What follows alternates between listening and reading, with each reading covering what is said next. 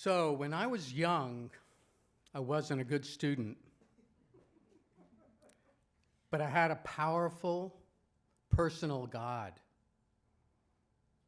I remember in 4th and 5th grade, walking away from school, looking down at the cracks in the New York City sidewalk while praying to God to please erase the pencil marks I had put on my exam and move them to the correct place.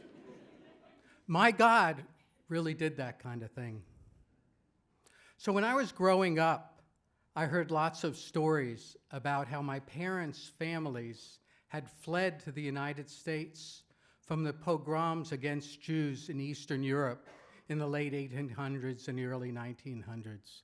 If you've ever seen the movie Fiddler on the Roof, anybody? Yeah? You can picture that scene. Around the kitchen table, my parents would tell tall tales, I think, about their time growing up on the Lower East Side of New York City among the other immigrant children.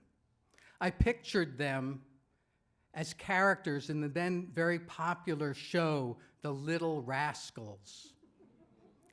But it wasn't all great.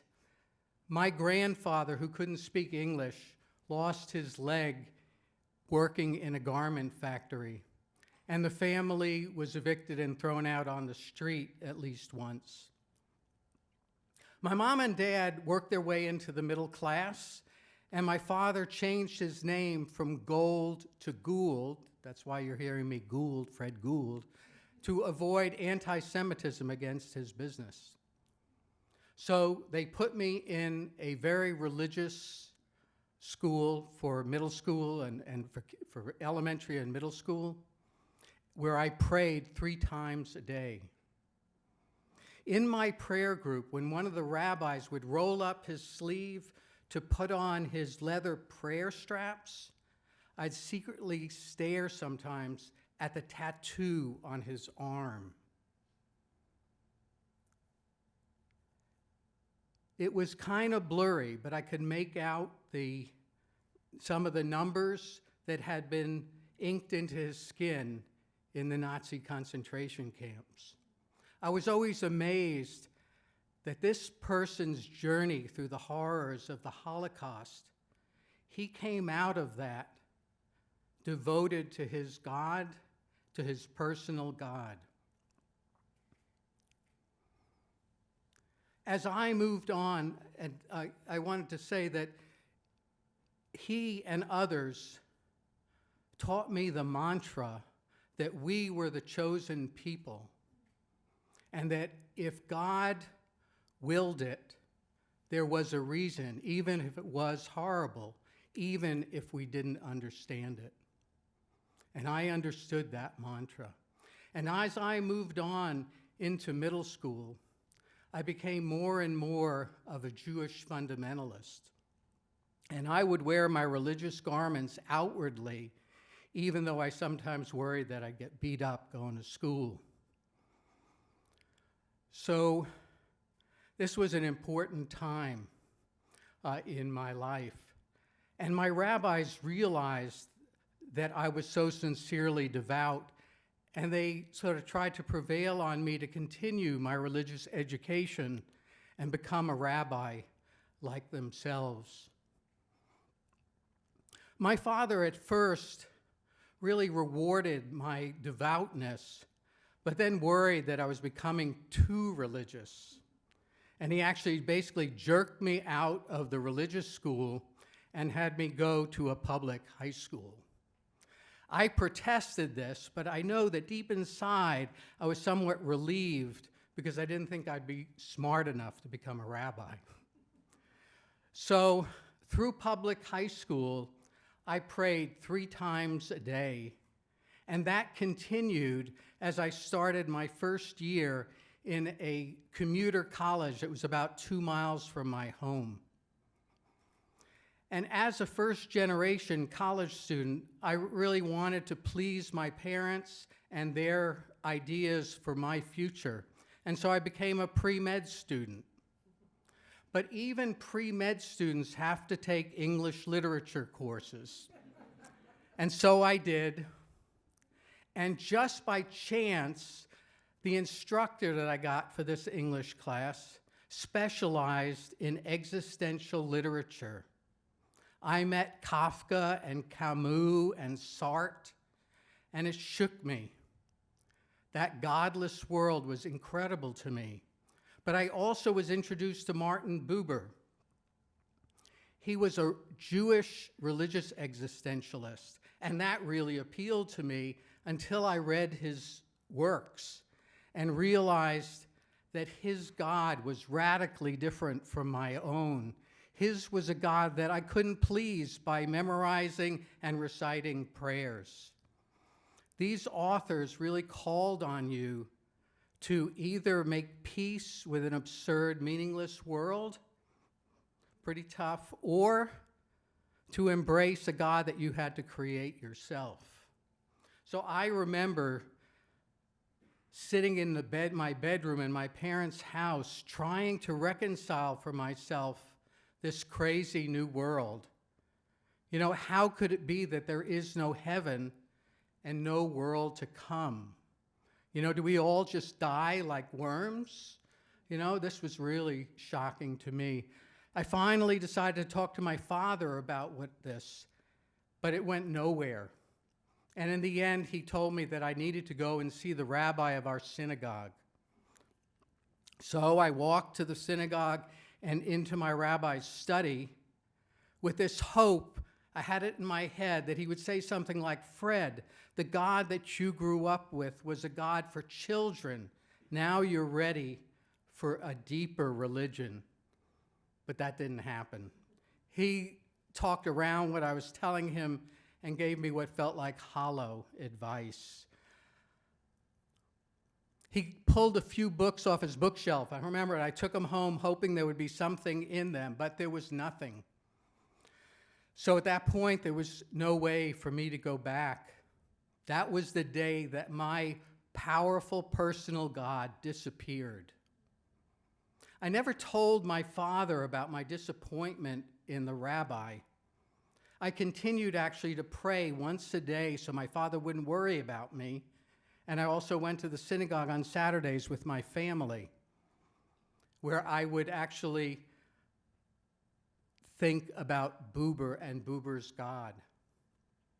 Unfortunately, the God of Martin Buber didn't work for me, so I was left with the atheists and the agnostics. This was the era of the Vietnam War, and I slowly morphed into an anti-war hippie. Yep, I went to all the nonviolent protests trying not to get arrested because that would mean no medical school for me. So I lived in these two worlds, right? And the university, all of these students smoking dope and facing off against the cops, and then going home and praying and going to the synagogue. In the end, I did apply to medical school and I got in, but decided not to go.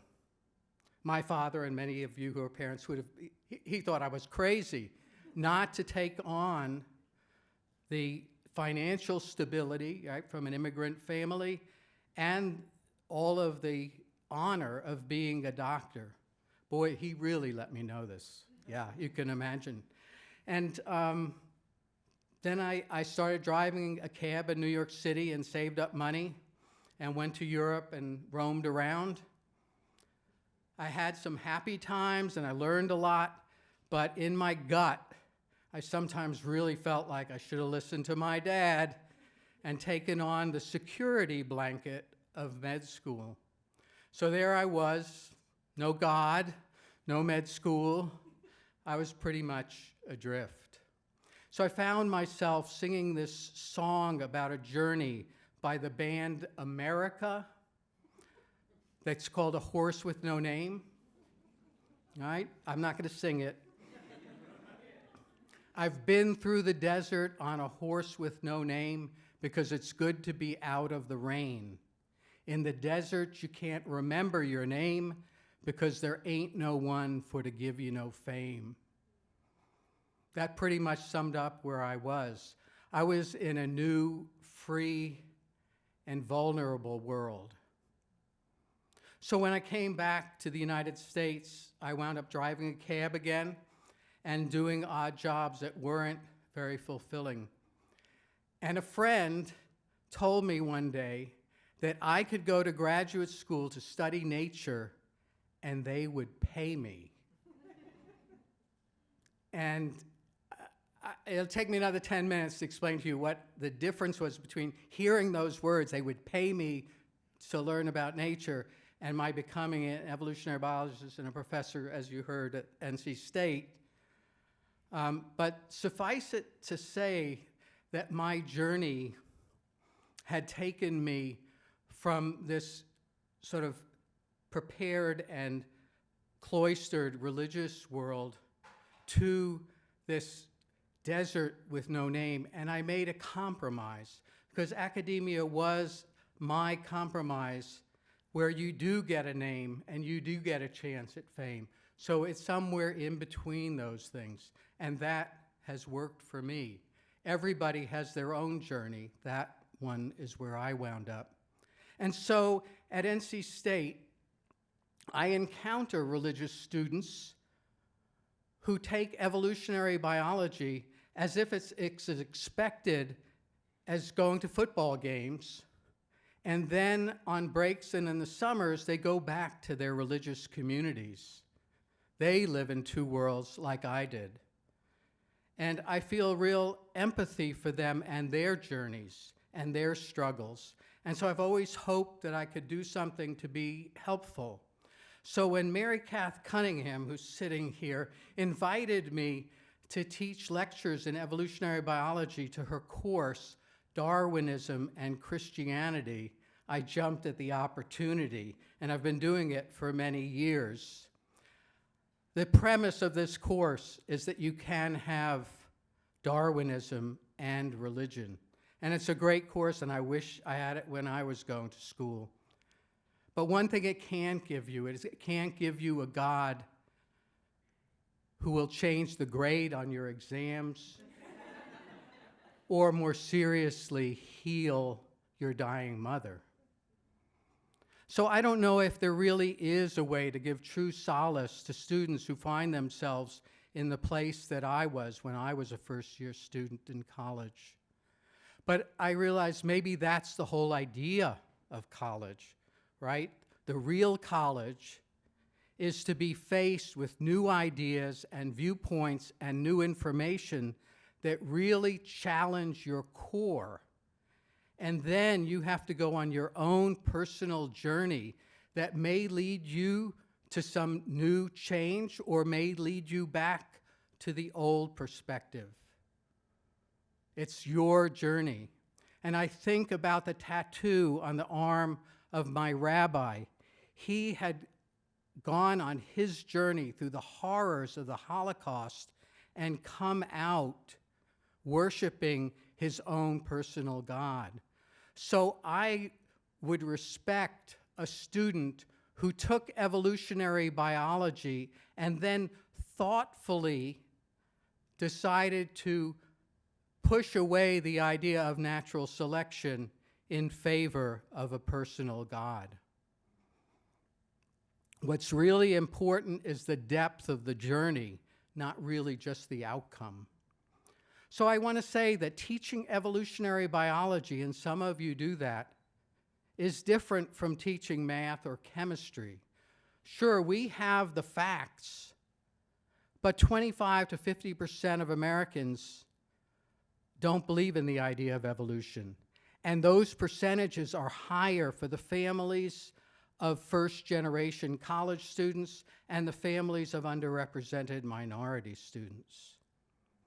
So when I look out on the faces of the students in my classes, I realize that it's not my place, not my task to sort of guide them on their journey, but it's what my job is to let them know that I respect their sincere struggles wherever it'll take them.